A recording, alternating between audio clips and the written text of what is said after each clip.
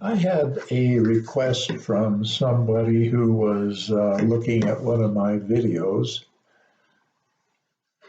asking me to do a video about kite flying line and the benefits and detriments of different types and what kind of reel to use, and so on and so forth.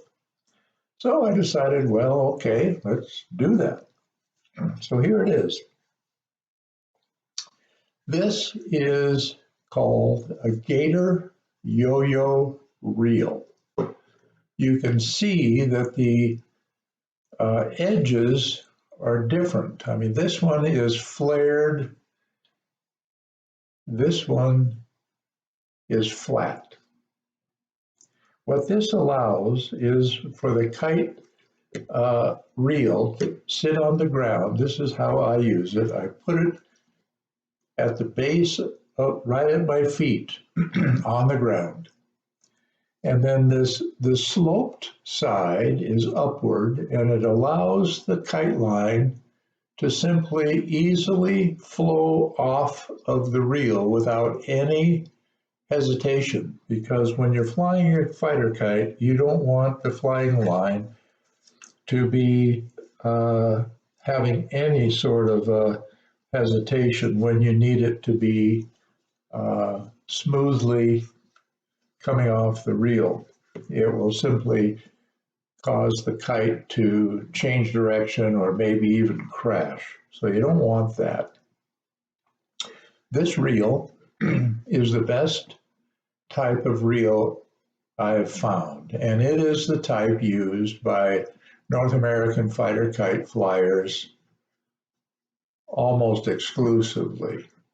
There are different diameters. This one's about 6.5 inches in diameter. And there are some people who make them out of various materials that are craftspeople like woodworkers and metal workers and so on that can duplicate this in wood or maybe metal or some other material. But these are so readily available and inexpensive, and they last a while. I've had this one for 15 years probably, maybe longer. I get it at a place online called One World Kites. When you go to their website, on the tab marked Kites, click on it and you'll have a drop-down menu and just go to accessories, and this reel will be one of the things you see. They also sell flying line. They sell a flying line that's just superb if you want cotton flying line. It's about a 7-pound or 8-pound test line, which is more than enough. A fighter kite doesn't need a kite line to be very strong.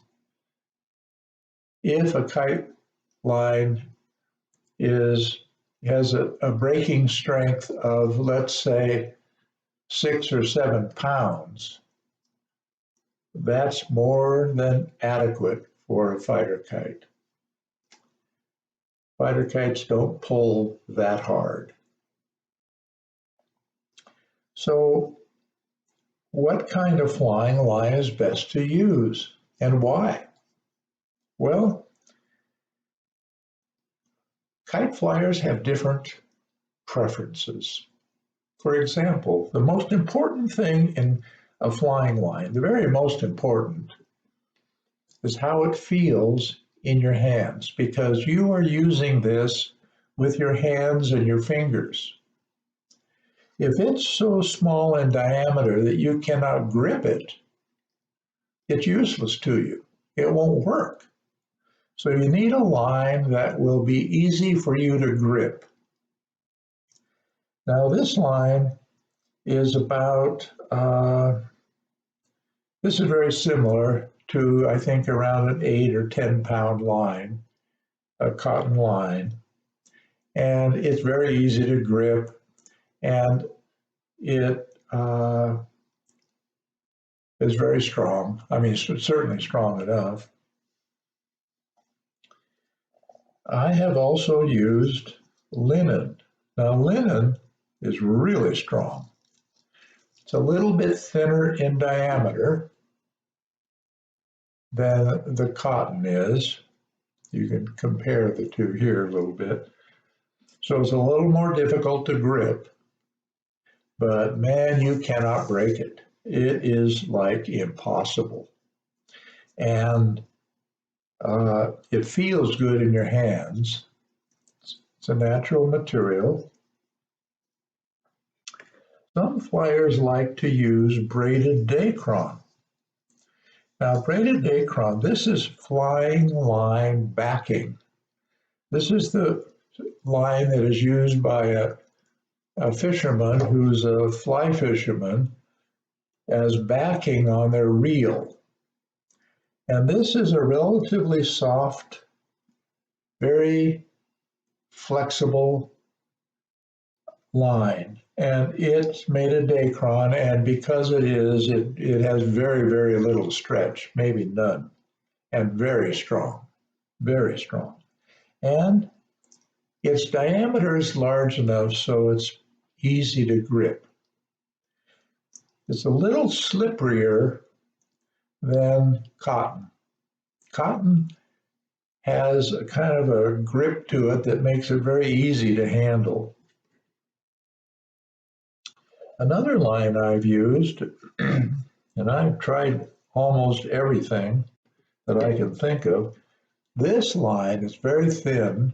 This is silk, and it's exceedingly strong, doesn't stretch, doesn't break. The diameter of it is very small and very hard to grip, especially, if you're flying in damp weather and it's kind of wet and the line gets wet. Oh man, this stuff is really slippery. And so it's difficult to manage, at least for me. The line I use personally, after trying all kinds, and this has become my favorite because it has a good combination of diameter, which is not as large a diameter as the cotton. It's about the same as the flax, but it is super strong. This is a 30-pound test line. It's called Power Pro. It's a braided Spectra line. I don't think you can break it. The downside of this, though, for me, is that it is quite slippery. Spectra is very slippery, and it can easily just cut your fingers as your grip won't hold it sufficiently, and it pulls against your hands, and you can cut your fingers pretty easily with this. But its diameter is small enough where it doesn't have much wind resistance. So the kite flies faster. And that's one aspect of flying line you want to consider if you're trying to be competitive. If you're not, if you're just flying for the fun of it, then this aspect is not very important. But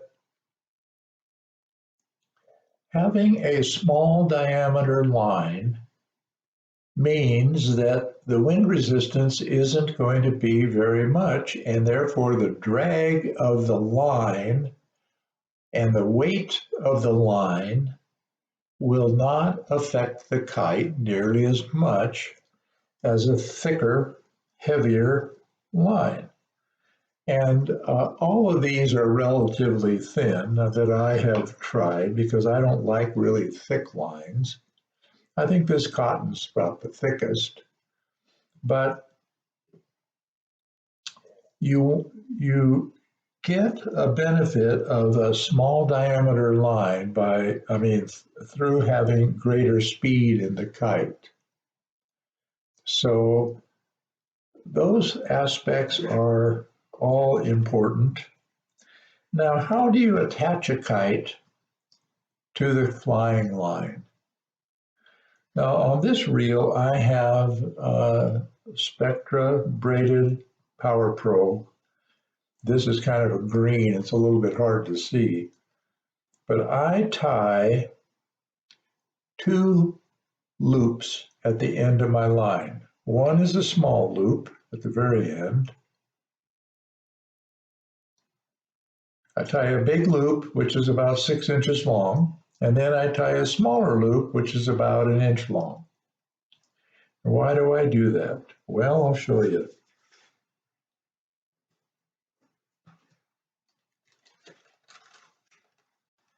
Let's say this is my kite, and I'm going to attach it to my kite line. I don't use a swivel. Some flyers like swivels. I don't. So I just attach this by using a lark's head knot on my flying line that slips around the tow line of my kite and just is stopped by the knot on the kite. That's all. And yes, the kite will twist the line as it spins, one direction or the other, and that's one of the things that happens in fighter kite flying.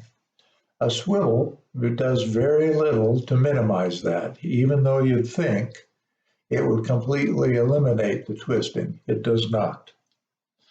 I've tried many different kinds of swivels, and I haven't found one that really does much good. So this second loop here, I don't know, I hope you can see it, allows me to loosen the flying line and easily remove it so that I can take the kite off of the line quickly and put a different kite on if I want to try a different kite.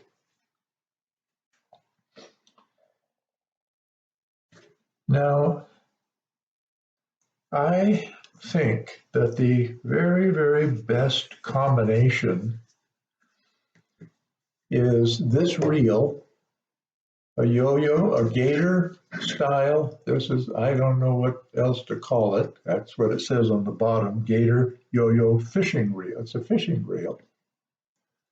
Now there are many kinds of reels.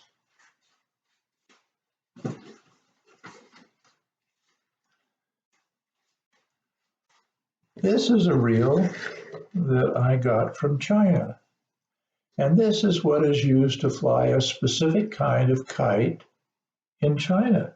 And I thought, wow, this would really do a great job because it has such a large diameter that each rotation will pull in a huge amount of line. So I attached my fighter kite line to it and my fighter kite and gave it a try. Well, it worked pretty well overall, but it didn't give me the subtle, quick, maneuverable control that I like in order to really be competitive in a line touch competition. So if I used it often, I might be able to become better adept at it, but I prefer hand control of the line with nothing more than my hands, and this reel just simply holds the line. And then when I'm through flying, I remove the kite from the line, and then I just roll up the line back on the reel. It's pretty easy. Now sometimes the line gets knotted up because it gets all twisted.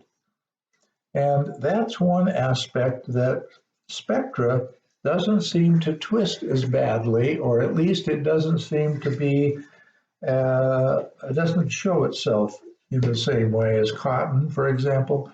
Cotton, when you twist it, it will knot up and when it does, all you do, it's really simple. Take the knot, you cut it, throw it away, make another loop to attach your kite to. I use a figure-8 knot when I make these because it really holds well, but I just do it like this. And then I'm ready to go with line without any knots in it. And I don't like knots in my flying line. It makes me makes the kite hesitate when my hands run across the knot, uh, and the knot's being pulled, let's say, through my hands. It causes the kite to hesitate and therefore changes its behavior. And I don't want it to change behavior unless I tell it to. And so I prefer that not to happen. So when the knot occurs, I cut it out. Sometimes you can untie it, but if you can't, just cut it out, throw the line away. The line is not all that expensive, especially when you figure out that you don't use very much of it at a time. Most of the time we fly kites under 150 feet away, so most of these lines come with so much on the spool, the regular spool would last you years and years before you ran out, and line is not very expensive. Cotton line especially, and cotton line is the most commonly used. Um, so I hope that helps you in deciding what to use for your flying line and reel.